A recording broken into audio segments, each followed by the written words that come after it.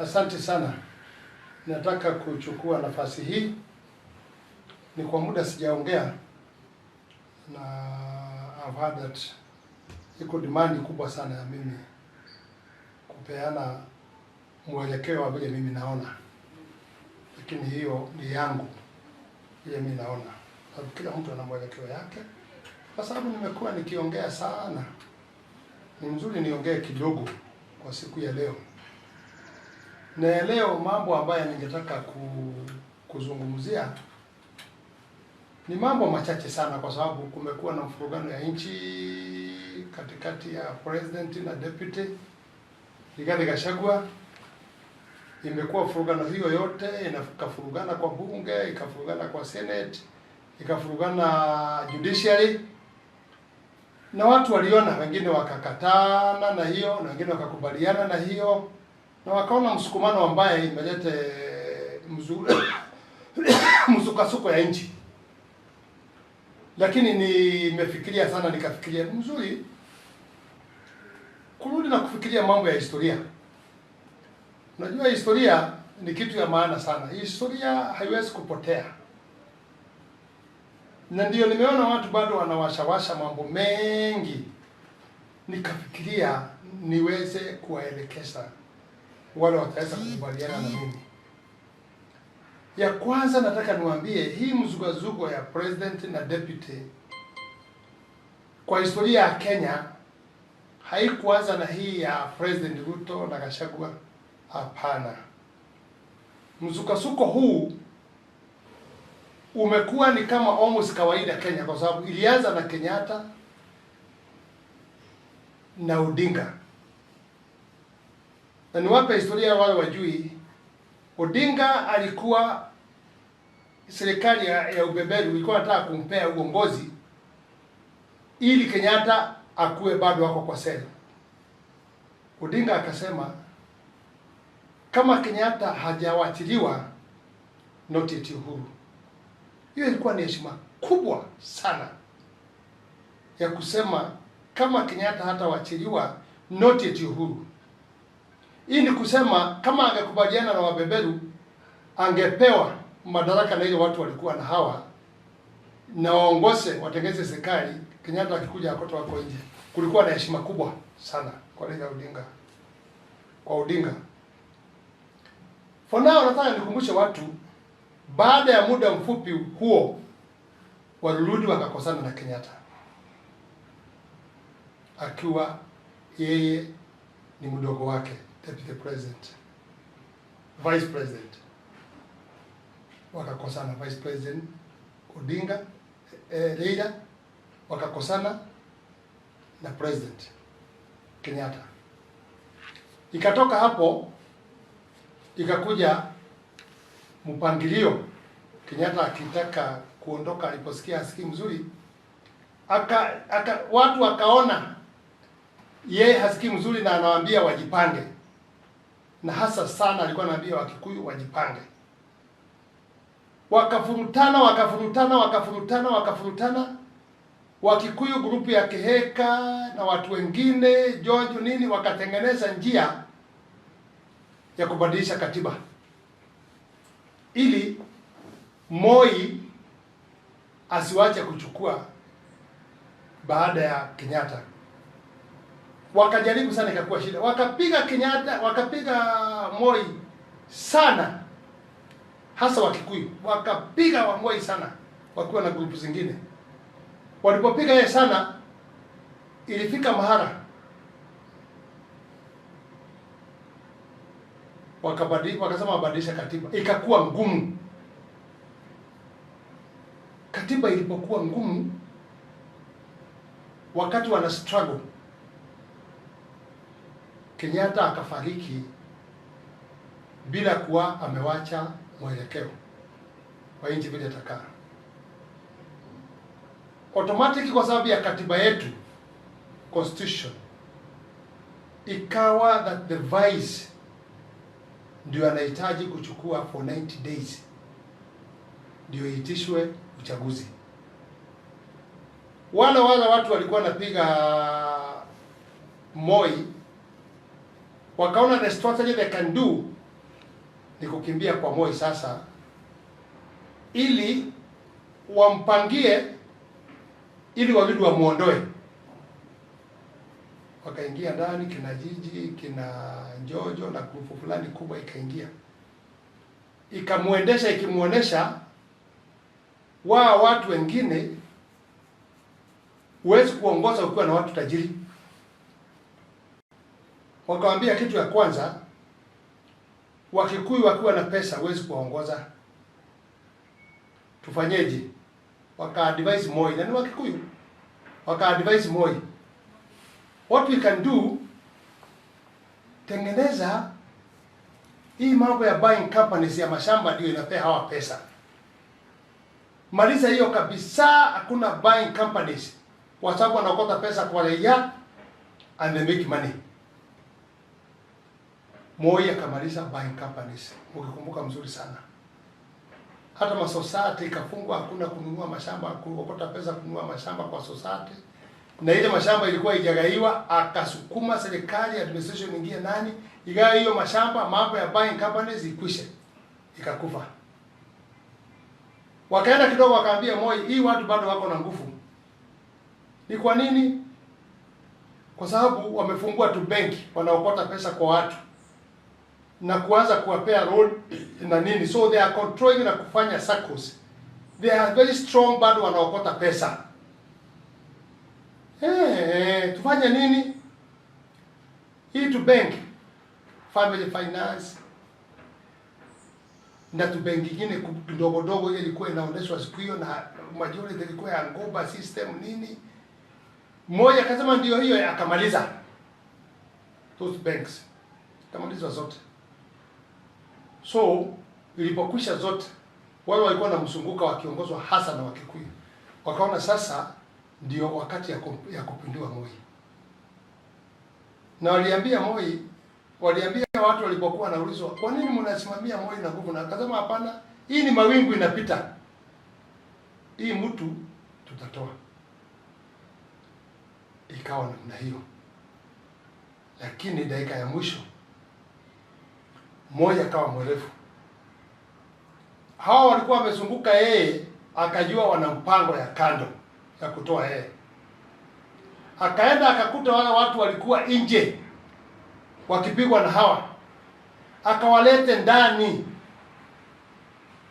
wakaanza kupiga wale walikuwa ndani kwa Moi.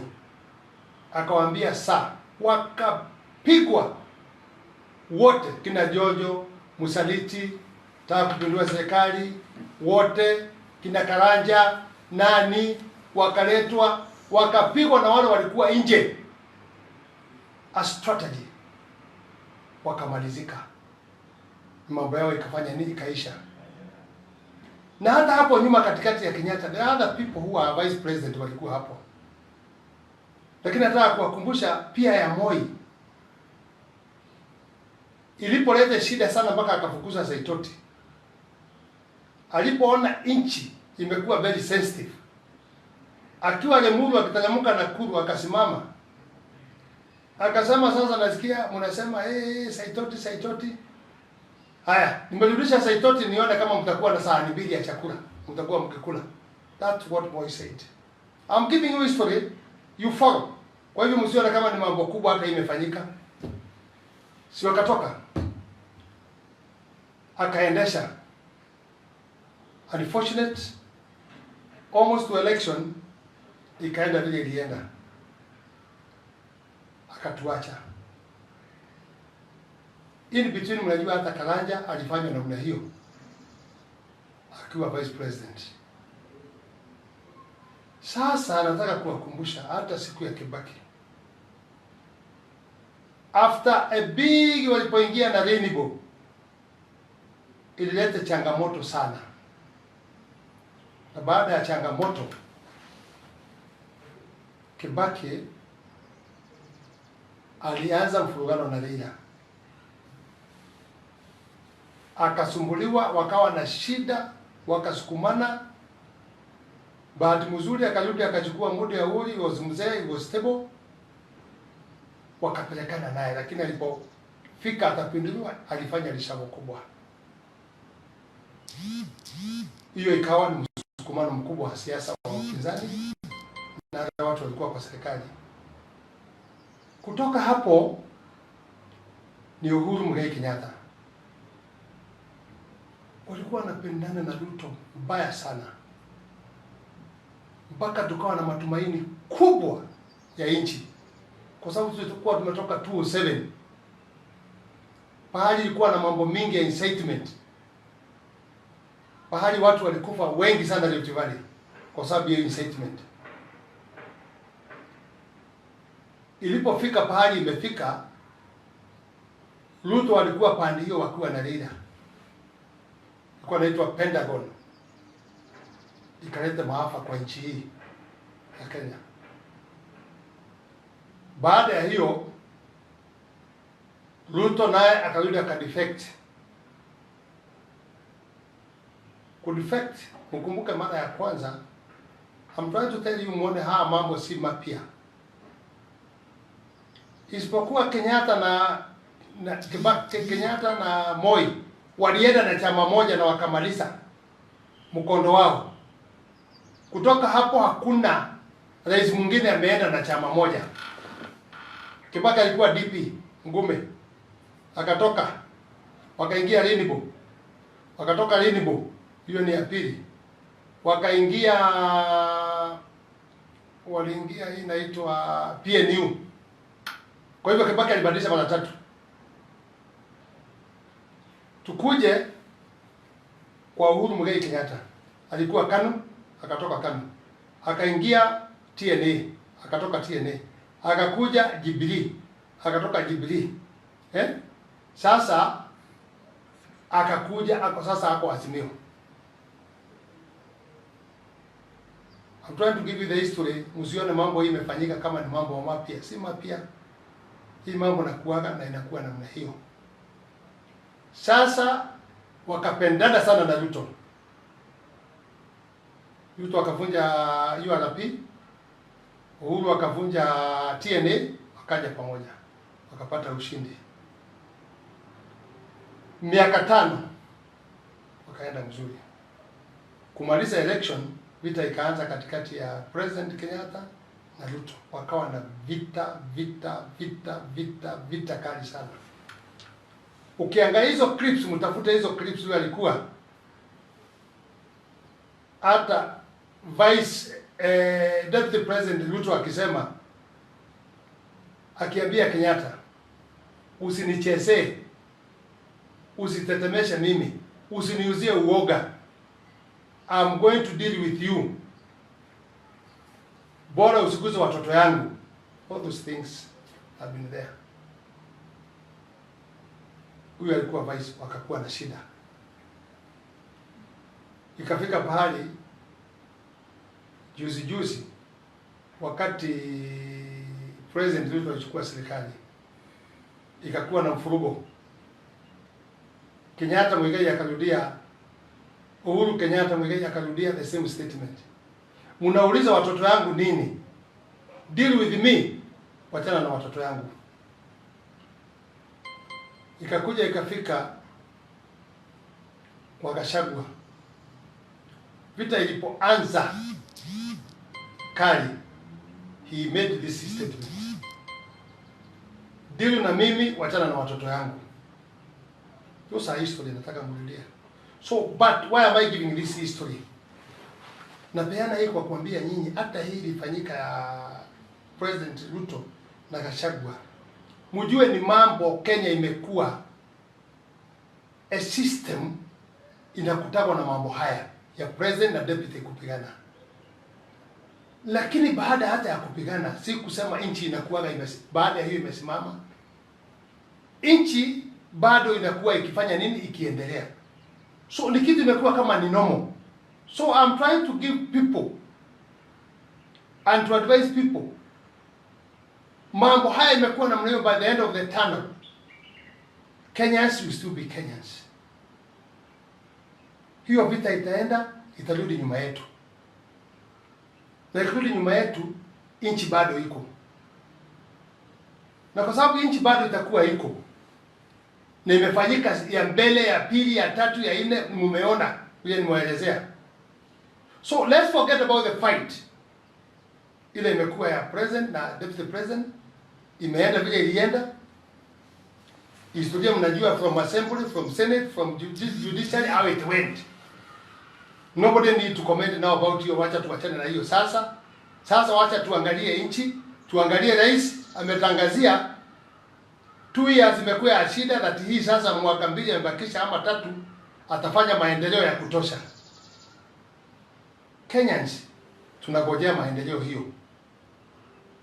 Naomba tuache haya yaliyopita, tuanze kuangalia, is it possible, is it going to work kubadilisha nchi yetu, kwa sababu the end of the day wale wanapigana juu wanapigana saying how they want to service the people, and your day will come. Wewe Wanjiko, siku yako itafika. 2027 kutakuwa na siku yako ya uchaguzi. Utapima uone kama tumepata maendeleo ama hatujapata maendeleo, ama kumekuwa uvurugu ama kumekuwa na ukabila. Utajua wewe mwenyewe, na nguvu zote zitakuwa kwako kwa kuchagua yule unaona anafaa. Because also these people, all of them, let me remind you, Kenyatta was there with all that fight, but they finally alituacha. Moi was there with all those fights which were there, finally alituacha. Kibaki was there, ambayo tunakumbuka sasa kwa economy ilikuwa mzuri. Tamu yake ya pili mnajua vile ilikuwa, mpaka damu ikamwagika kwa sababu ya incitement pande zote. He left us. Kama hao watu wameenda, nchi ilienda? Haikuenda. Tulibadilisha culture yetu? Hapana. Kuna mtu alibadilika akiwa Mluya akakuwa Mkikuyu? Hapana. Kuna Mkikuyu alibadilika akakuwa Mluya? Hapana. Kuna Mjaluo alibadilika akakuwa Mkikuyu? Ni Mjaluo. Kuna Wakamba walibadilika? Those things isisusumbue, because they still be there. Nobody did application to be born as a Kikuyu, as a Luo, as a Western, as a Mkamba, as Mijikenda. Nobody. Meaning hiyo itisusumbue sisi. We need each other. Hakuna mtu ataweza shinda kiti ya president without having other tribes. So let's talk about region. Lakini tuache kuzungumza mambo ya ukabila, kwa sababu it was made by God. Na watu wajue, they are focusing how they can be able to be stable. Kuna shida ya Asha, sijui kuna shida ya education, kuna shida ya economy, kuna shida ya mambo mengi ambayo inahusu watu mingi. Kama hayo mambo yataweza kuwa ndio itasuluhishwa, si tuangazie hiyo kwanza. Sasa tuache vita hiyo ilikuweko na imepita, tuanze kuangazia haya mambo. Iko shida mbele yetu, itafanyika, itatusaidia ama itafanya namna gani? Na ikiwa vile iko, it's not advisable tufikiria mambo ya kupiga serikali kuangusha. Let it go by democracy. It's only 2 years ama 3 years. Tuvumilie kusikuwa na umwagikaji wa damu. Tuvumilie languages hiyo tunatumia mbaya. Right now mambo ya Gachagua na president, hiyo mambo ilikwisha. It is a side of us. Lakini ile ninaomba tuache wale watu wanaanza kutoa masemi na kujipiga kifua, kuataki kabila hii, kuataki kabila hii, kuataki kanisa kuataki the other side. Nini? It is true, the president can be challenged but not to be abused. Any person who is elected, he can be challenged, lakini tuchunge maneno ambaye itaweza kuaffect region fulani kwa mazungumzo mabaya. Tujichunge, tusiongee mambo mabaya yatelemuke chini yaende yakuta Wanjiko, tukue nchi is not stable. What is more important for now? It's not all those things. The important thing, ile kitu ya muhimu kwa sasa, it is how the country can be stable. Na kwa sababu hiyo mambo ilikwisha, tuchunge mdomo ya hii watu na brokers na incitement, na tusianze sheria tena zingine za kufinyilia watu. Tuchunge, tuna democracy, tuna katiba ambaye imebeba sheria zote zetu za Kenya. Tusivunje mambo ambayo iko kwa katiba, tufanye mambo mengine nje ya katiba. Itatuletea shida kubwa. Ningeuliza mwananchi, just watch, monitor, nione mambo inaenda mbele. Na tuwe watu wavumilivu pia. Na mimi kama ningeulizwa, recommendation yangu tungiwa naye, hii mambo yote ya kubadilisha majina kama ni NHIF, tunaita sasa Asha, tunaita nini, I think if it was me to advise the president, hizi mambo mingi tunabadilisha namna hiyo itatuletea shida nyingi. Why can't we improve on the name which was there, lakini improve on it? Kwa sababu shida ambayo inatukuta sasa, tulikuwa na hii, tumebadilisha hiyo, tumeleta hii, tumebadilisha hiyo. Sasa ukiangalia mzuri, msitu ni ile. Hata kama nyani ikiingia kwa hiyo msitu bado inakaa ikiwa msitu. Lakini nyani ikiingia ni tofauti. Hii changes ndio inafanya watu wengi nakuwa affected. Everything changing. If it is me with my small wisdom, tungoacha kama ni NHIF. If it's removing the people who are messed, change the system. Ile inakuja kwa Asha, it can still be maintained. On that, ili watu waweze kuelewa. People takes time to understand something. Na Biblia imesema watu wangu wamepotea kwa kukosa kujua. It can be a good thing. Lakini hiyo change kabla watu wajue. Tunabadilisha hii, tunabadilisha hii. I think that's where we have a problem. Lakini we can maintain na tubadilisha mambo ndani na wizi, na kama ndio wakora alikuwa naiba waweze kuondolewa, lakini maintain the system ile mwananchi amezoea in a good way. I don't say it's bad to change, lakini change so many things. Ikiwa hii tunabadilisha, then I think it can give us problem. So I urge, let's have peace. Watu waache kujiita kabila fulani. Hapana. Sisi wote ni Kenyans. We are all Kenyans. We need each other. Tunahitaji kukaa pamoja. Tunahitaji kuheshimiana. Watoto wetu ni wamoja. Sasa si kama zamani vile ile ilikuwa ati huyu hawezi kuwa region hii, huyu hawezi kuwa region hii. Sasa watu wameona. Sasa ukitupa mawe utatupa kwa kabila, kwa region gani? Watoto wenu wameolewa huko. Watoto wenu wamezaliwa huko. Watoto wenu wameoa pia huko. Wenu wameolewa huko.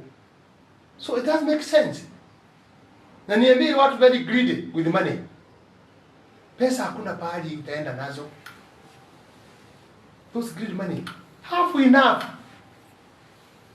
And let others have something. What I can finish with is saying,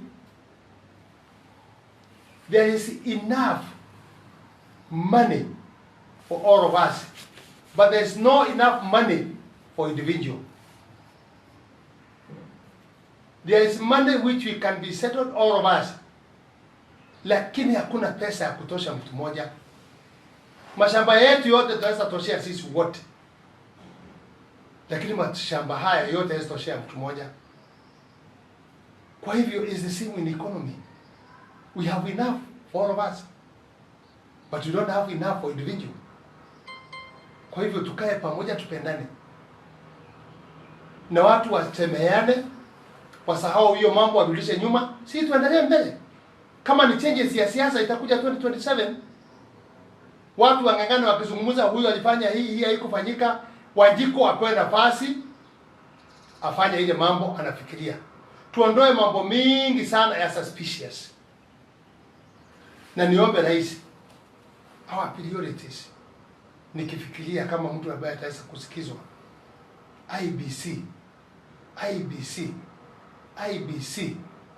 IBC is very important for this country.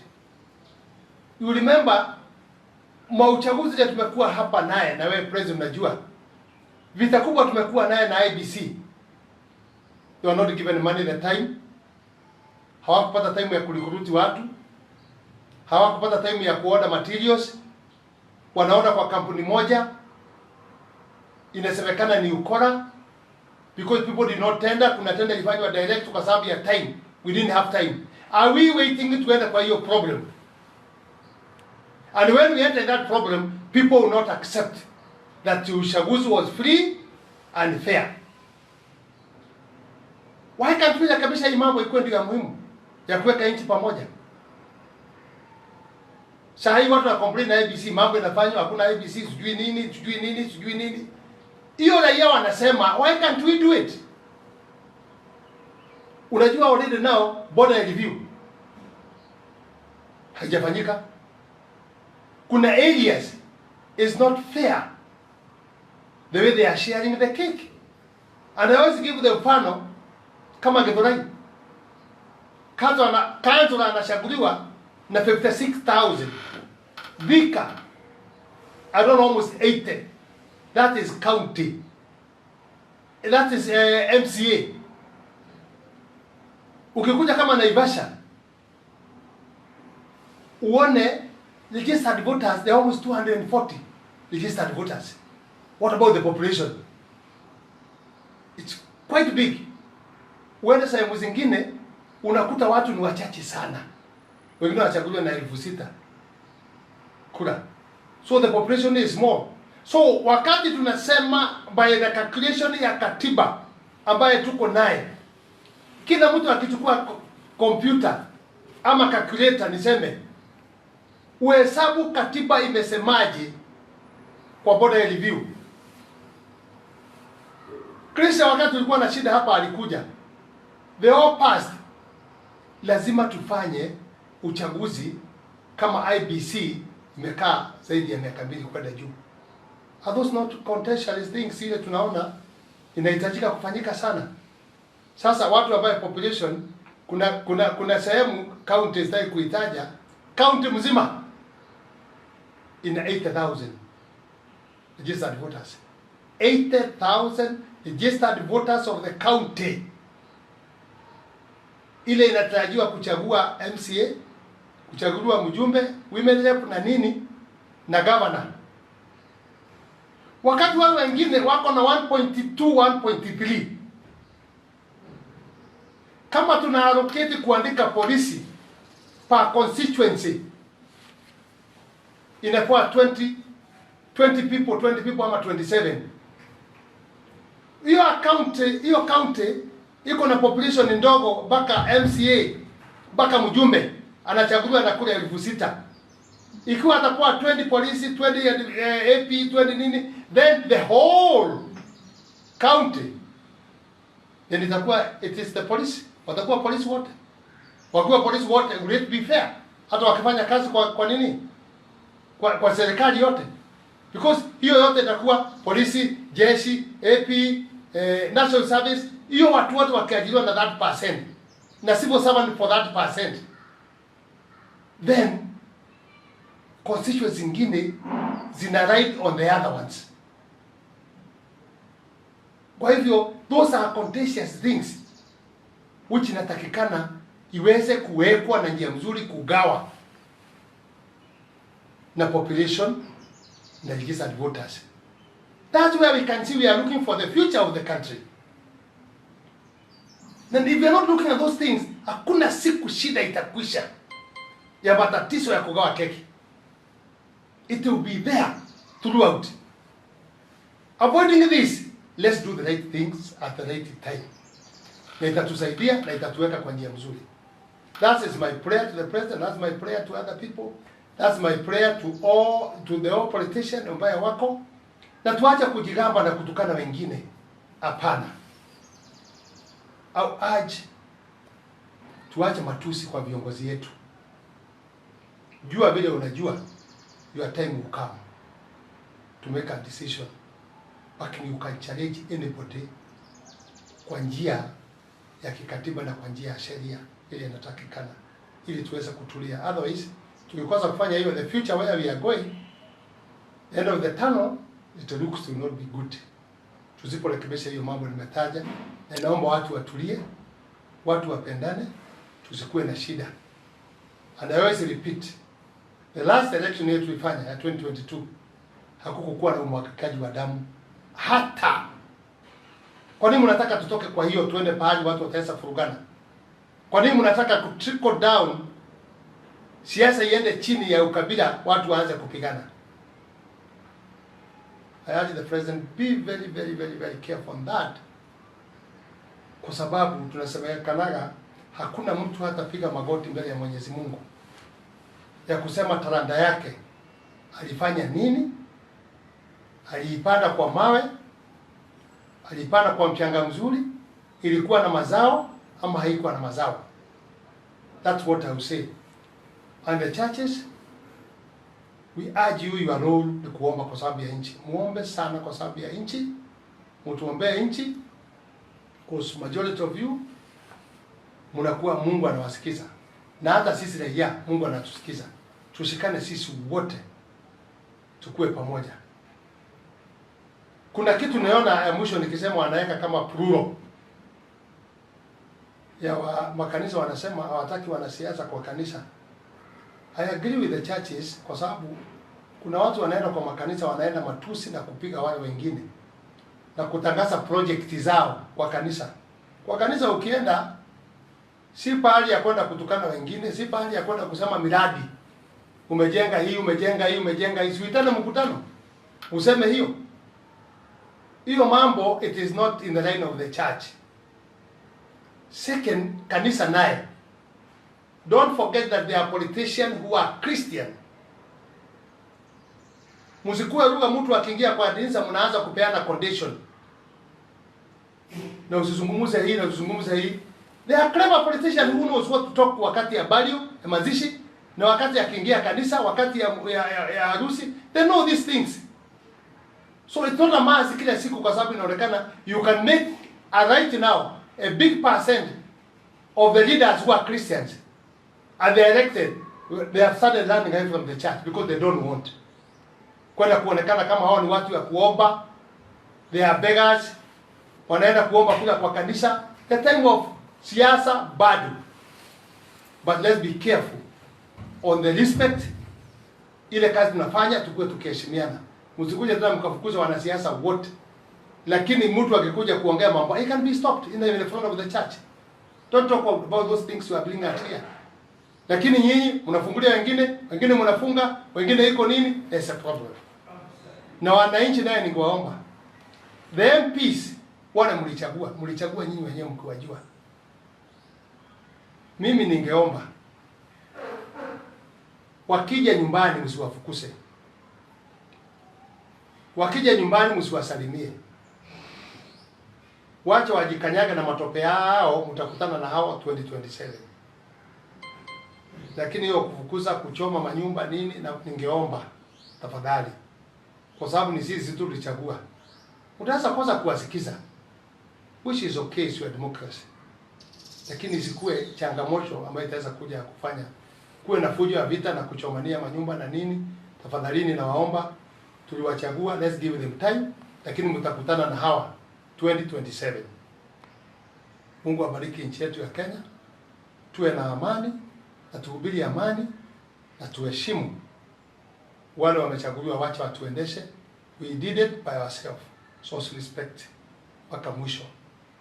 Mungu awabariki na Mungu awe nanyi.